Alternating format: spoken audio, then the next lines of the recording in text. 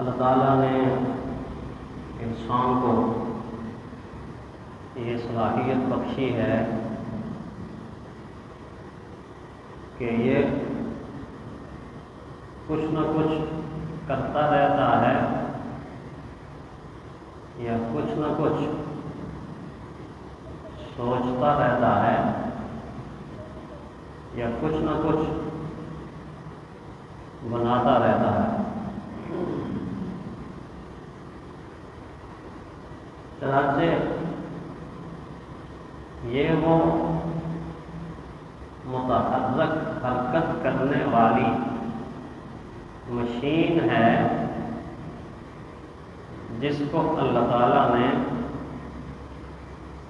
30 کروڑ چھوٹے چھوٹے پرزے بنا کے ایک انسانی صورت میں، ایک انسانی شکل میں اس کو وجود بخشا ہے۔ چنانچہ جو ہی یہ دنیا میں عام پہنچتا ہے، آتا ہے، تو اس کی یہ مشین آنے سے پہلے وطن مادر میں، ماں کے پیٹ میں ہی حرکت میں آ چکی ہوتی ہے، حرکت میں آ چکی ہوتی ہے، جس سے والدہ کو اندازہ ہوتا ہے اللہ تعالیٰ نے جو امانت میرے وطن میں رکھی ہے، میرے رحم میں رکھی ہے، وہ زندہ سلامت ہے۔ اور اگر کہیں محسوس ہو کہ لگتا ایسے ہے کہ وطن مادر میں جس امانت کو رکھا گیا ہے اس نے حرکت کرنا چھوڑ دیا ہے، تو بڑا خطرہ محسوس ہوتا ہے۔ پتہ چلتا ہے کہ اب بچہ ڈیڈ باڈی ہو گیا ماں کے پیٹ کے اندر۔ تو یہ حرکت کرنے والی مشین ہے، مسلسل حرکت کرتی ہے۔ عام طور پہ تو ہم یہ سمجھتے ہیں نا کہ جی ہم آ رہے ہیں اور جا رہے ہیں، اٹھ رہے ہیں اور بیٹھ رہے ہیں، اور اسی طرح کاشتکار کھیتوں میں کام کر رہا ہے، دکاندار اپنی تجارت کر رہا ہے، کوئی دفتر میں فائلیں چیک کر رہا ہے، کوئی ملازم مزدور کھدائی کر رہا ہے، کوئی کھلاڑی دوڑ رہا ہے، بھاگ رہا ہے۔ تو ہم یہ سمجھتے ہیں کہ واقعی یہ حرکت کر رہا ہے، واقعی یہ حرکت کر رہا ہے، لیکن اصل یہ ہے کہ جو سویا ہوا ہے وہ بھی حرکت کر رہا ہے، سویا ہوا ہے وہ بھی حرکت کر رہا ہے، جب تک زندہ ہے متحرک ہے، حرکت حرکت حرکت، مسلسل حرکت۔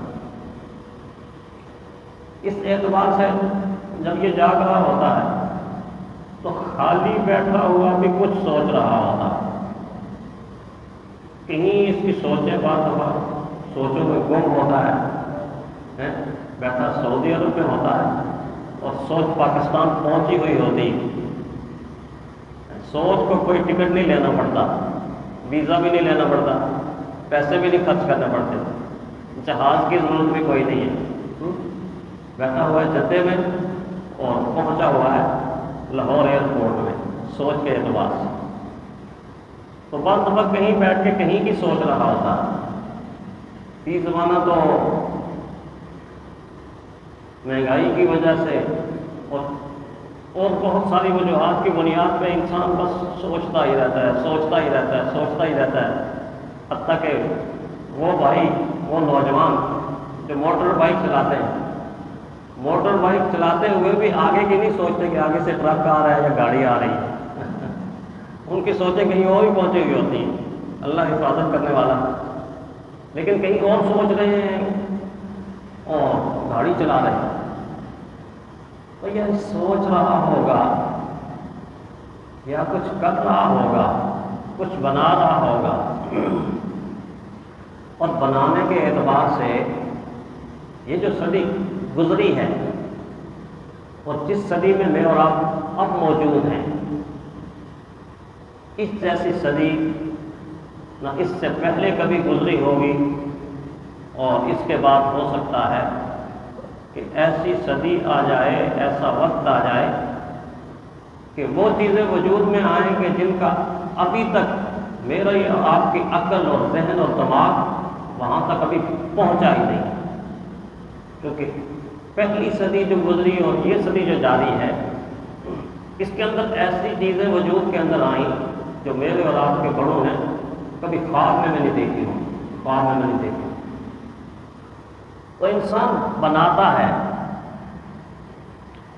اور جب کوئی چیز انسان مادی کے اعتبار سے بناتا ہے تو اس کے لیے اس کو بہت ساری چیزوں کی ضرورت پڑتی ہے، بہت ساری چیزوں کی۔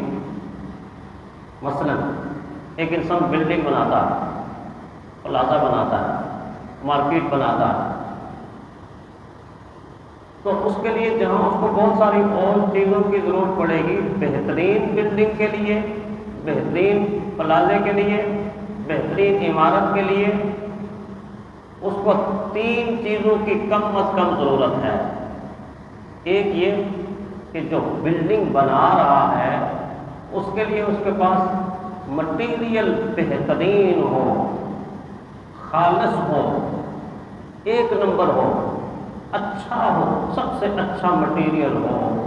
بہترین بلڈنگ کی بنیادی ضروریات میں سے، بنیادی تقاضوں میں سے ایک تقاضا مٹیریل اچھا ہونا چاہیے، مٹیریل اچھا ہونا چاہیے، پختہ ہونا چاہیے، اور 1 نمبر ہونا چاہیے۔ دوسری چیز، جس بلڈنگ اور پلازے اور عمارت کو وہ بنا رہا ہے اس کا نقشہ بہترین ہونا چاہیے۔ اگر نقشہ بہترین نہیں ہے تو کروڑوں روپے اس بلڈنگ پہ لگائے گا تو ایک دیہاتی بھی کھڑا ہو کے کہے گا یار کیا عمارت بنا ہے، ٹیڑھی میڑھی سی، یہ کوئی عمارت ہے، یہ کوئی بلڈنگ ہے، یہ کوئی پلازا ہے۔ اور جب نقشہ بنانے والا اچھا نقشہ بنائے گا تو پھر آپ دیکھ لیجئے، اپنی مسجد کو دیکھ لیجئے، دور سے آنے والا انسان جب دروازے سے اندر آتا ہے تو ایک ٹھنڈی ہوا اس کو محسوس ہوتی ہے، سکون محسوس ہوتا ہے۔ یار بڑی پیاری مسجد ہے، بڑا کھلا لان ہے، حال بھی بہت پیارا ہے، اور لائٹنگ بھی بڑی اچھی ہے، تعریفیں کرے گا۔ آخر کسی نے اس کے اوپر محنت لگائی ہے، کروڑوں روپے اس کے اوپر لگا ہے۔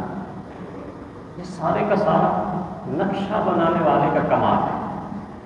آپ اپنے واقعہ ہاؤس کو دیکھیے، بہت خوبصورت بلڈنگ ہے ہماری ماشاءاللہ، اس دور کے اندر کسی نے بنائی، بہت خوب بنائی۔ فیصل مسجد کو دیکھیے، بادشاہی مسجد کو دیکھیے، مسجد نبوی تو اور حرم کی تو مثال ہی کیا ہے۔ مسجد نبوی کے اندر انسان بیٹھ کے ایسے یا اللہ تیرے کیسے کیسے بندے ہیں اور کیسا کمال ان کو عطا کیا، انسان حیران ہو جاتا ہے۔ ستون اتنے خوبصورت اور چھت اتنی خوبصورت، دیواریں اتنی، ہر چیز کے اندر سے خوبصورتی اور حسن اور جمال اور نور ٹپکتا ہے، نور اور سکون ٹپکتا ہے۔ تو دوسری چیز نقشہ ہو گیا، نقشہ بنانے والا۔ اور تیسری چیز یہ ہے کہ مستری بھی ہڈ حرام نہ ہو مستری بھی تو صحیح ہو نا، یہ نہ ہو کہ 4 اینٹیں لگا کے پھر سوٹا لگا لے، پھر 10 اینٹیں لگا کے پھر سستی کا مارا ہوا، کاہلی کا مارا ہوا، ہڈا رہنا۔ مستری بھی مستعد ہو، ایسا مستری جو بادشاہی مسجد میں کام کرتا تھا، 32 سلیبیں بڑی بڑی روزانہ لگاتا تھا۔ تو کسی نے شکایت کی یہ کام چور ہے، 32 سلیبیں نہیں، اس کے مقابلے کے اندر جو دوسرے ہیں وہ 50 لگا دیتے، 60 لگا لیتے، یہ 32 لگاتا ہے۔ تو کسی نے پوچھا کیوں اتنا کام سست کرتے ہو؟ تو کہنے لگا اصل میں 1 مرتبہ میں سورہ یاسین پڑھتا ہوں پھر 1 اینٹ لگاتا ہوں۔ نیت یہ ہے کہ آنے والے وقت کے اندر جب اس میں لوگ نماز پڑھیں گے تو یہ اجر ادھر جائے گا، ادھر کا اجر ادھر آئے گا۔ سست نہیں ہوں لیکن اخلاص کی بنیاد پر صاف کام کرتا ہوں، ستھرا کرتا ہوں اور اللہ کے بابرکت نام سے کرتا ہوں، ایسا مستری ہوں۔ پھر تعمیر کیسی بنے گی، بلڈنگ کیسی بنے گی، عمارت کیسی بنے گی؟ تو موجودہ زمانہ ایجادات کا زمانہ ہے۔ لوگوں نے ایسی ایسی ایجادات کی کہ جو میری اور آپ کی آنکھیں دیکھتی ہیں لیکن ہم ان کو اب معمولی سمجھتے ہیں۔ اب معمولی اس لیے سمجھتے ہیں کہ ہمیں پتہ ہے روڈ پہ نکلتے گاڑیاں آ رہی ہیں، گاڑیاں جا رہی ہیں، گاڑیاں دوڑ رہی ہیں، گاڑیاں بھاگ رہی ہیں، وہ وقت بھی یاد کریں کہ جب اس دنیا کے اندر کچے پکے راستے تھے مگر ایک بھی گاڑی کا وجود نہیں تھا، ایک بھی گاڑی کا وجود نہیں تھا۔ اونٹ چلتے تھے، گھوڑے چلتے تھے، ٹانگیں چلتے تھے، بگیاں چلتی تھی، گاڑی کا وجود نہیں تھا۔ بلکہ ایک واقعہ یہ سننے میں آیا کہ ایک مرتبہ کشمیر کے پہاڑی علاقے میں پہلی دفعہ بس گئی، پہلی دفعہ بس مسافروں کو لے کر گئی، تو وہاں کے لوگ بہت حیران ہوئے کیونکہ بس کو پہلی دفعہ انہوں نے دیکھا۔ تو وہاں کسی نے مذاق کیا بوڑھی اماں سے، بوڑھی اماں یہ پنڈی سے چل کے بس یہاں آئی ہے، اس وقت 12 گھنٹے تقریباً بس لگاتی تھی، تو کہتے اتنی دور سے چل کے آئی ہے، اتنی دور سے چل کے آئی ہے۔ اس نے سوچا کہ جس طرح باقی سواریاں اونٹ ہے، گھوڑا ہے، گدھا ہے، خچر ہے، یہ بھی کوئی اس طرح کی سواری ہے۔ تو کہتے ہیں وہ دوڑی ہوئی گئی اور دوڑتے دوڑتے جا کے گھاس کا ایک گٹھا اٹھا کے تو اس بس کے سامنے رکھ دیا۔ تو کہتی ہے یہ تو بہت تھک گئی ہوگی، بہت تھک گئی ہوگی، اس کے آگے چارہ ڈال دیں۔ اس بیچاری شادی کو نہیں پتا کہ پیٹرول پہ چلتی ہے۔ تو جس وقت ایک بھی گاڑی موجود نہیں تھی تو اس وقت حرکت کرنے والی گاڑی عجوبہ تھی، عجوبہ، کیا بھاگ رہی ہے، کیا دائیں کیا بائیں۔ جس وقت میرے اور آپ کے ہاتھ میں یہ پوری کی پوری خیالی دنیا نہیں آئی تھی تو اس وقت موبائل عجیب نہیں تھا، بڑا عجیب تھا۔ ایک انسان بغیر کسی تار کے، بغیر کسی رابطے کے بٹن دبا رہا ہے اور بات کر رہا ہے۔ پھر یہ بھی عجیب تھا کہ ادھر والا انسان ادھر والے انسان کو دیکھ رہا ہے ویڈیو کا، اور ادھر والا انسان ادھر والے انسان۔ عجیب تھا نا، لیکن اب تو عجیب نہیں ہے، اب تو آپ فوراً ایسے کلک کرتے ہیں ویڈیو کا، اچھا جی بات کرتے ہیں۔